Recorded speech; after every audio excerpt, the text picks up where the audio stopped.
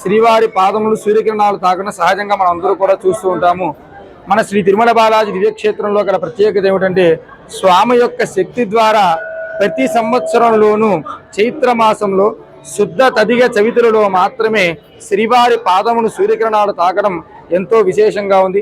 ఆ సమయంలో భక్తజనులందరూ కూడా ఎంతో ఆనందభరితులై ఆలయ ప్రాంగణం మొత్తము కూడా గోవిందనామంతో మారుమోగిపోతూ ఉన్నది. మన శ్రీ తిరుమల బాలాజీ దివ్యక్షేత్రము ఆలయ వ్యవస్థాపకులైనటువంటి బాలాజీ వీరభద్రరావు గారు నిర్మించి 3 సంవత్సరాల కాలపరిధి అయింది.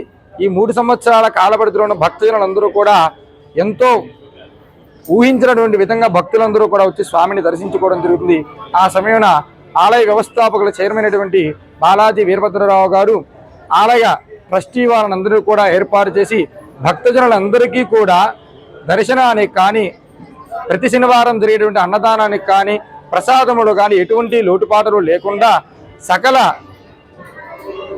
మొత్తము కూడా ఎటువంటి లోటుపాట్లు లేకుండా అన్నిటినీ చక్కగా ఏర్పాటు చేస్తూ భక్తులందరూ కూడా సకల సౌకర్యములు అన్నిటి కూడా ఏర్పాటు చేస్తూ ఉన్నారు.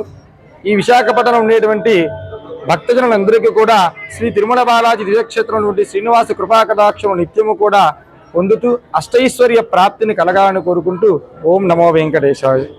నమో వెంకటేశాయ.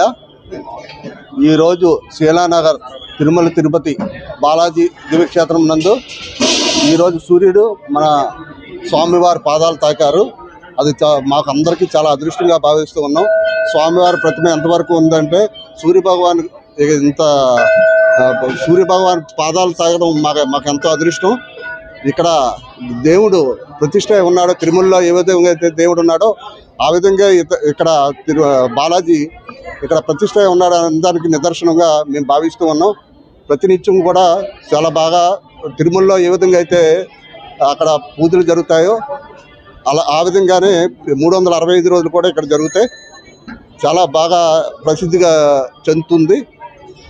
అందరి తాలూకా ఆశీర్వాదం వల్ల ఇంతవరకు జరుగుతుంది. నమో వెంకటేశాయ. ఓం నమో వెంకటేశాయ. ఈరోజు ఉదయం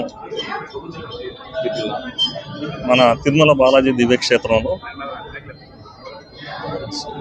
6:15 నుండి సూర్యకిరణాలు స్వామివారి పాదాలను తాకాయి.